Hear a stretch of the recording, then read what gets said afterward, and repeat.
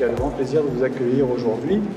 Donc, Monsieur le Secrétaire d'État, Mesdames, Messieurs les élus et représentants des diverses collectivités territoriales, Monsieur le député, Madame la directrice du Conseil départemental Enfance et Familles, Mesdames et Messieurs les présidents et les directeurs, Mesdames, Messieurs, chers amis. Tout d'abord, merci Monsieur Taquet d'avoir tenu parole suite à votre message à l'Assemblée de la DEPAC le 3 juillet dernier et de nous honorer de votre présence aujourd'hui. Les enjeux d'aujourd'hui ne sont évidemment pas les mêmes que ceux d'il y a 2 siècles, mais le ressort de l'exclusion et les recettes pour y échapper et construire un avenir plus serein et intégré restent les mêmes. La prévention, l'adaptation et l'anticipation sont nos 3 piliers d'accompagnement. Pour conclure, je suis également ravi d'introduire une cérémonie de remise de récompense, puisque, historiquement, notre association a toujours veillé à valoriser le parcours de réussite, quel qu'il soit. Merci à la DEPAP et à vous-même, Monsieur le Ministre, de veiller à cette valorisation. Enfin, nous savons que, dans votre jeunesse, qui ne fait pas des erreurs, vous avez fréquenté le centre de formation du PSG. On ne vous en tient pas rigueur. Vous serez toujours le bienvenu chez nous. Voilà.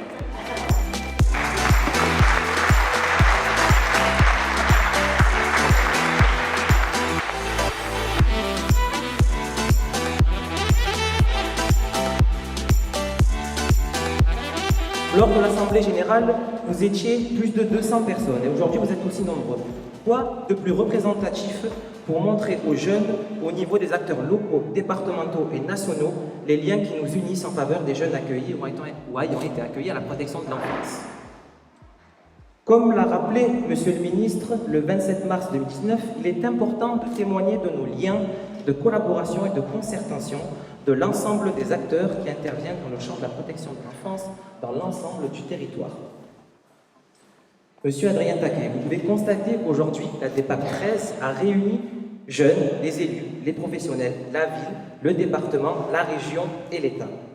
Nous sommes tous réunis ici pour témoigner de notre attachement pour la protection de l'enfance.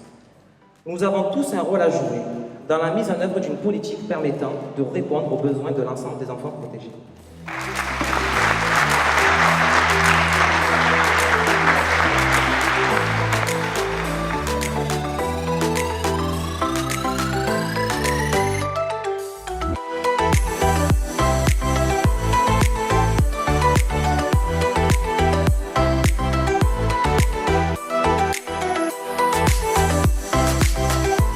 Nous espérons que notre parole sera prise en compte aujourd'hui comme à l'avenir pour continuer à améliorer l'accompagnement des enfants et des jeunes majeurs.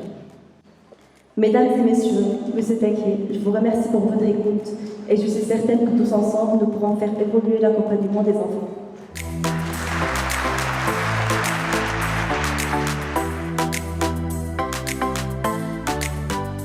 La DEPAC 13 pour montrer à l'écoute, présente et attentionnée à notre écoute. Que ce soit financièrement ou administrativement, la DEPAC 13 a toujours été motivée afin de nous épauler. Il nous apporte également un soutien moral et émotionnel au quotidien. On dit souvent que sans la tête, il n'y a pas le corps, mais sans le corps, la tête ne peut pas se déplacer. C'est donc pourquoi je souhaite montrer toute ma gratitude à travers ce discours, non pas seulement à l'égard de notre bon président, mais également à toute son équipe. Merci.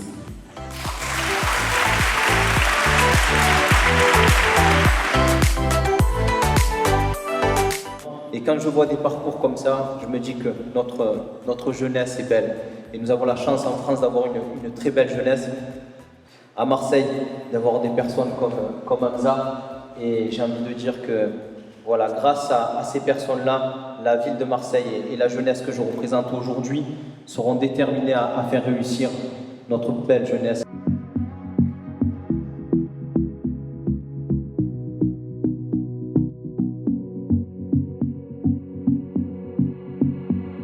It's all the same, how some things never change.